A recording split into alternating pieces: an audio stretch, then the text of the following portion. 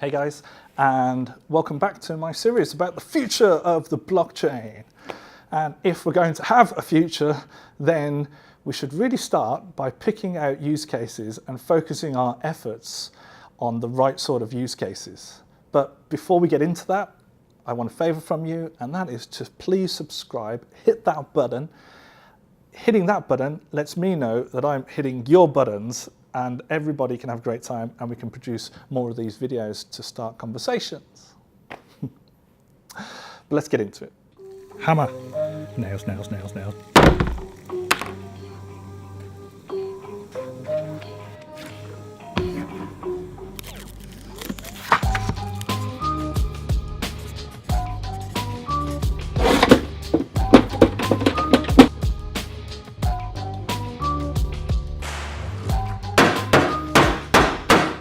Most of the time, blockchains are a hammer looking for nails. Now, I've heard that several times, and most recently from Bitcoin developer Jimmy Song in Consensus 2018. That was in New York City last week, which prompted me to give this video to you. With the amount of money being spent on blockchain research, and let's just say it's $17 million in ticket sales alone for Consensus, 8,500 people, I think, then we should really consider what are appropriate blockchains use cases and what aren't, so we can cut down on waste. I feel like there's a lot of waste. So I want to share with you how I consider blockchain use cases in a straightforward fashion. Why wouldn't I use a blockchain for every data sharing scenario? And it's simply because the technology is still brand new, it's complicated, and it's risky compared to our standard approach of using a database to share information. But there are some really good reasons, however, and the key to recognizing those reasons is to understand the capabilities of blockchains today.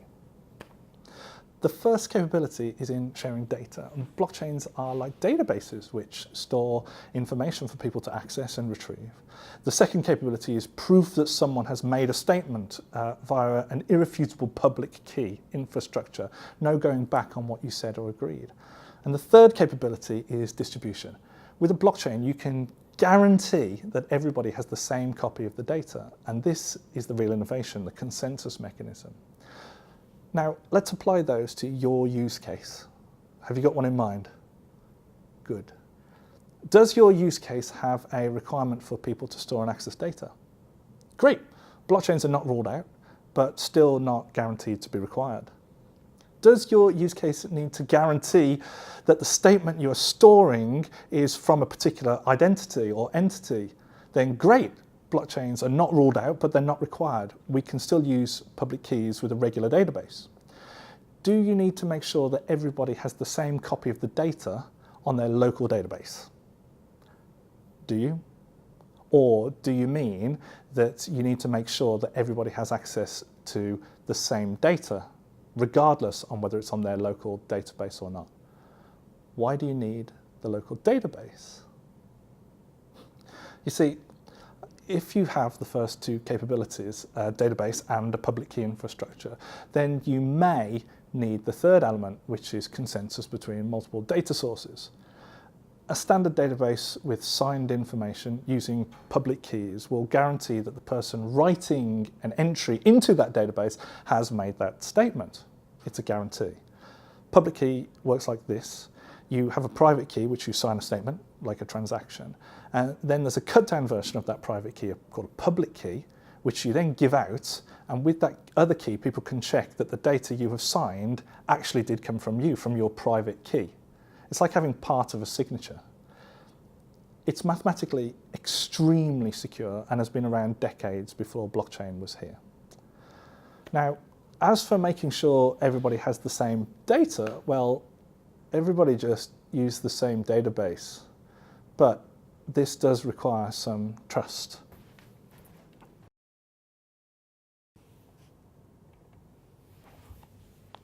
If you're a bank connected to, say, 5 other global well-known investment banks, then the likelihood is you already trust each other enough to store the data and not mess about with this blockchain malarkey. if you've got a need to customize or hang solutions like analytics off that data, great, we'll just replicate the data to you, and then you can build your own solution around that. It's fast and it's reliable, been around many, many years before my career even started. So why would I need a blockchain then? Well, if I can do everything already, it's a difficult choice. But it comes down to lack of trust. And lack of trust comes in two forms. You don't know somebody, and there are lots of people that you don't know. That compounds the whole problem. And there are three ways to solve this problem. And the first is for everybody in the network to get to know each other.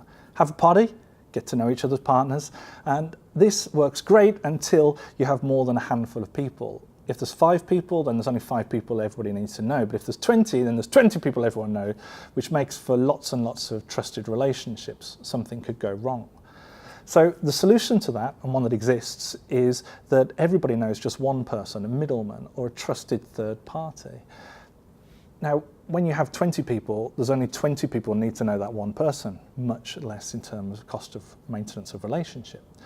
But we place an awful amount of trust in that person, and they are a juicy target for hackers. People want to compromise the system.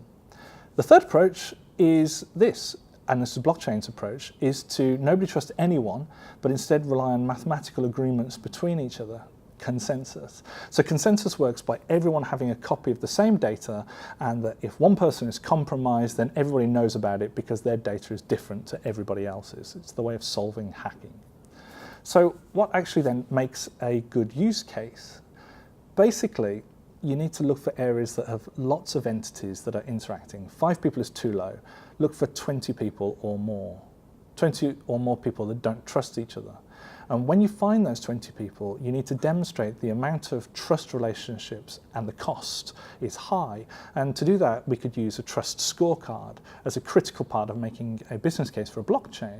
This could be something as simple as a matrix.